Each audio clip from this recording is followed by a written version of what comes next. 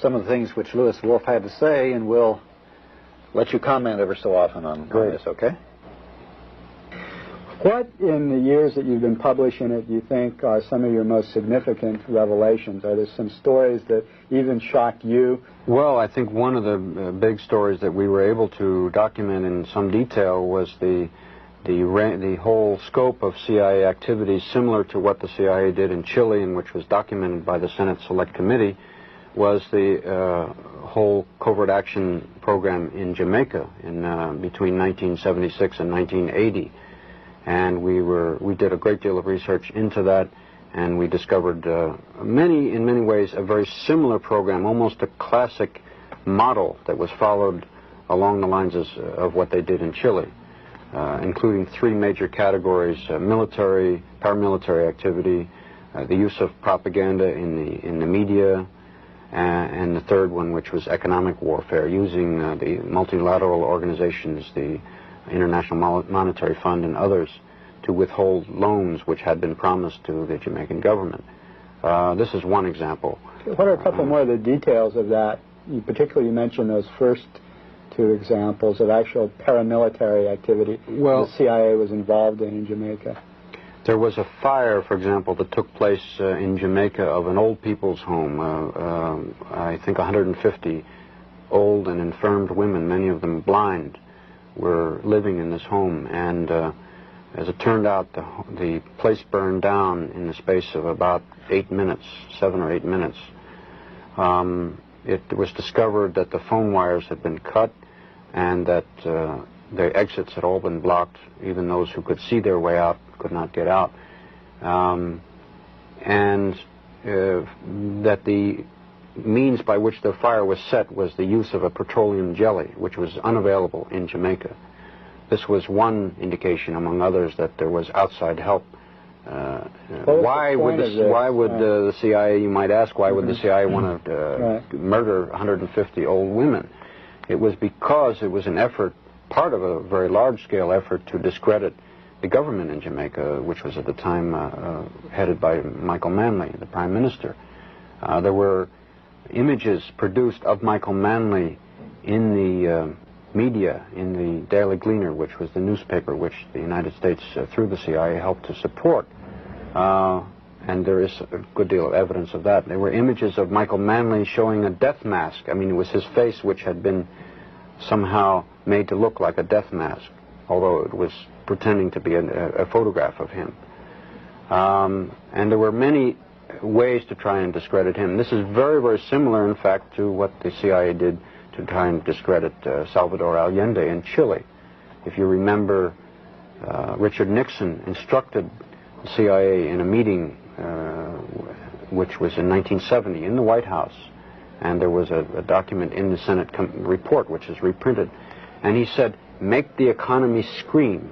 Those were his words. And that's, of course, what the CIA proceeded to do in Chile, and that's what they also did in Jamaica. They also furnished a lot of munitions and assistance to the terrorist squads that were going around killing people in the cities and also in the countryside in Jamaica as well. That's correct. Well, John, you had a trip down to Jamaica, and you saw a lot of these things about Jamaica with your own eyes, right? Yes, indeed. A very moving, a very interesting trip to me, to see a target country at a time in the height of a CIA operation when I was completely outside.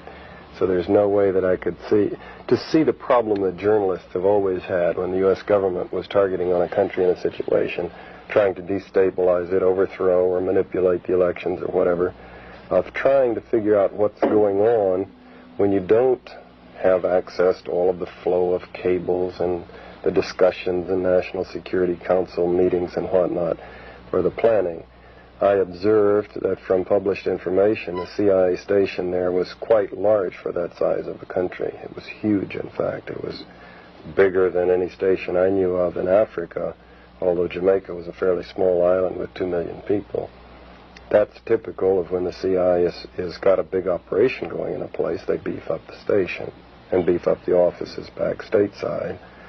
The tone and flow of articles in the Gleaner was, of course, as Lou says, definitely a chapter out of Chile or a chapter out of the Angolan operation. Every indication of a massive CIA operation going to destabilize the government, to make the economy scream. And in that case, I would say that probably someone got promoted for that one, probably several people. Because Manley was run out of office. Because it worked. By a legitimate without a scandal, without an assassination, without the things that have caused the CIA so much grief.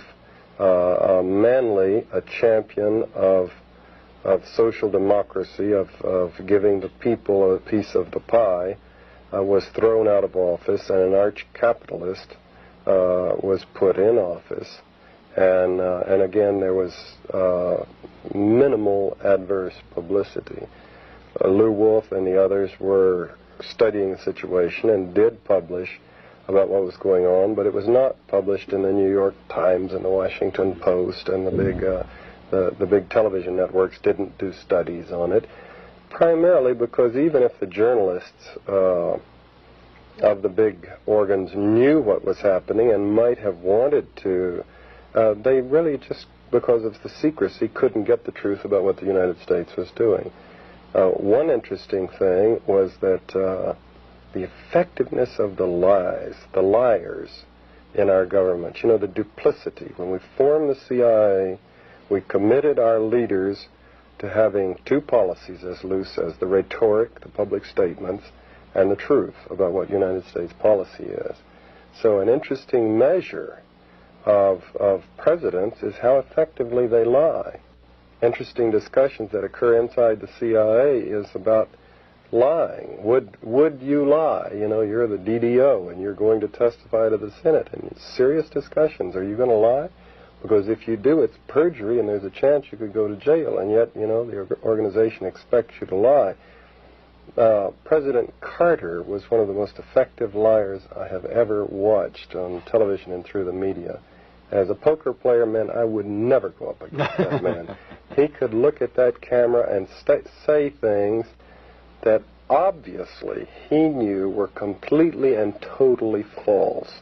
And I would study his expression and I could detect nothing except occasionally a little wisp of a smile that wasn't consistent with what he was saying, like he thought it was funny.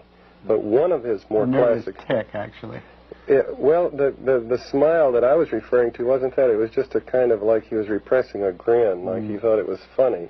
How he rationalized these things, I don't know. But one of his most conspicuous lies was when he sat down with Manley just a few weeks before the elections in Washington and told him face to face that the CIA, don't have the CIA doing anything to destabilize you or your government. We have no such program going, when obviously he did. And he pulled it off to the point where even Manley was troubled. Very effective liar.